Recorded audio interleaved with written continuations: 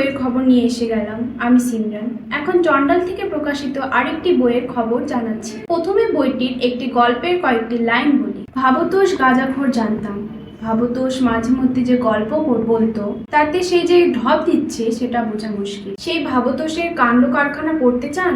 তাহলে আপনাকে সংগ্রহ করতেই হবে একটি। নামটি পরে বলছি, আগে শুনুন। প্রভুর খড়মের মহিমা, কুসুমডাঙ্গার আম গাছ, কবিতায় বাঘ ও অ্যাসিডের ভূমিকা, এমন গোটা 10 সরস গল্প পড়তে চাইলে সংগ্রহ করতেই হবে রসিকের দরবারের এই বইটি।